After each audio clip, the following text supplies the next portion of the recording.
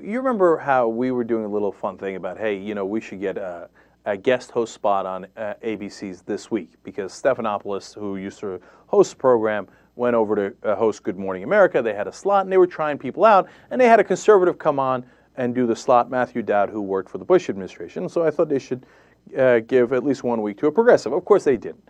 Now, did I really think we were going to get the spot? Even in the campaign, I said, of course we're not going to, but at least we should get a shot to do it once. It turns out that decision-making is over, and we did not get a shot, but it's okay, because I actually really like their selection, to be honest. It's Christiane Amanpour. She is, well, nearly a legendary journalist, as much as journalists get to be, in that category. And she's been working for at least 18 years in international coverage for CNN, and very widely respected. So they give it to her. And the reason I like it is not because she's a liberal or progressive or anything like that. I don't know what her politics are. I like it because from time to time, she's willing to ask the tough questions. And that's what we want. That's the number one thing that I was hoping would happen on This Week, that you get a real journalist who's going to actually ask tough questions of our politicians. And she's not originally from America, and I think that's a good thing, because our journalists are not journalists. They've learned the art of access. So if you want to get access to the politicians, you ask them softball questions. And I'm hoping that Christiane Amanpour does not play that game. So I'm excited about that selection, even though it wasn't us. I'm over it. and I think that's a great selection. So I open up the paper today, and it turns out the Washington Post, which has become the paper of the Washington establishment, the people who are in power, and their reporters are not reporters, they're stenographers for people in power. Their TV critic is outraged about Amanpour. And I saw the headline, I was like, what? How can you be outraged about Amanpour? What's there to be outraged about, right? Well, he says, number one, she does not have a grasp of the domestic issues as well as some of the other reporters. I don't believe that at all. Okay, yes, her expertise is in international news, but she's very smart, and she actually does journalism. So my guess is she has a much better grasp of the domestic issues than their other so-called journalists at ABC. So I'm like, that can't be it. And what, you're this outraged, and you're saying she shouldn't get the job at all, and that David Weston should reconsider? That's what he wrote, Tom Shales of the Washington Post. Because she doesn't know domestic issues, you think, as well as Terry Moran? No. So then he explains what the real problem is. So here's his quote. And even though Amanpour has often been touted for her expertise on foreign affairs, she has a vocal and passionate critics in that arena as well.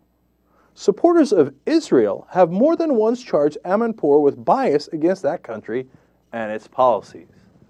Oh, you don't say. A website devoted to criticism of Amanpour is titled, with less than a modicum of subtlety, Christiane Amanpour's outright bias against Israel must stop, according to their Facebook page. That's the group against her. And he goes on, and then there's this next line. Amanpour grew up in Great Britain and Iran. I mean, come on, Tom, come on, okay? And the rest of it is a hatchet job saying Moran is better, Jake Tapper is better, everybody at ABC is better. The people inside of ABC News are disgruntled, and they can't believe, yeah, they didn't get the job. They wanted the job, they didn't get it, so they're disgruntled. That's not a news story. And everything about the story, and then at the end he concludes, David Weston, he better reconsider. There's a little bit of a revolution inside ABC. It was a very poor selection. Why? Amanpour is sometimes a little critical of Israel. How dare she?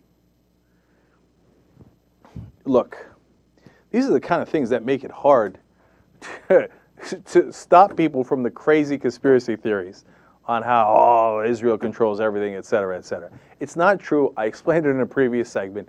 I explained it over and over. At the same time, I mean, why are they going after Amanpour? I mean, he says it. It's not like he's hiding it. They're going after her because she's a little critical of Israel. That's terrible. Don't do that. That's crazy. I mean, so what? A journalist can't criticize a country? Can you imagine if they did this about any other country? We're not sure that Diane Sawyer should get the ABC news job for the primetime news because she was once a little critical of Holland. It seems comical, doesn't it? It seems ridiculous. It's a little critical of Botswana at points. But if you're a little critical of Israel, you shouldn't get a job? As a journalist, shouldn't we be a little critical of all the countries? Whether they're our allies or our enemies? Shouldn't we, as journalists, ask tough questions? And your big piece of evidence is you quote some conservative lunatic website that says, oh, has outright bias against Israel. Look, those guys think that if you don't support the most right-wing radical government or faction of the government of Israel, not the left wing, not the center of Israel, but the right wing of Israel, if you don't support them, you're anti-Israel. And you might be anti-Semitic. You can't listen to those guys. So for Tom Shales to jump on this bandwagon is despicable. And I'm afraid that it goes to show you that the Washington Post, in their infinite establishment wisdom, has decided, no, Amanpour, we're going to look to bury her and let's see if we can do it. Now, ABC better not backpedal. Now, they came out defending her today. If they sack her, there is no, before she even gets a chance to start, that means that's it. It's over. There's no journalism at all, not even a scintilla, not 1% in the American media. So let's see what happens. As I tell you this, in the middle of telling you, I start to think, uh-oh, I'm not sure she's got a shot. So let's see what, I hope they stick to their guns, and she's supposed to come out in August. Jake Tapper's doing it until then. See if she makes it out in August. If she doesn't, well, you know what? The great irony of all that is that winds up helping us. Why? Because if none of them are going to do journalism, and we actually give you the real facts and we report the truth, no matter what side it's on, then the audience is going to come to us. Why do you think we have all these viewers? Why do you think we're over 200 million on YouTube and on XM and Sirius and all these other things? Because we're not this corporate media and this establishment media that does nonsense and kills anyone who their careers of anyone who tries to do actual journalism. Christiane Amanpour and everybody at ABC News should be critical of the United States when it deserves it, critical of Israel, critical of Turkey, critical of Australia, of Britain, anyone when they deserve it, and they often do all of those countries. We've forgotten how to do journalism in this country. All right, so I'm on Amanpour's side. She's in a lot of trouble.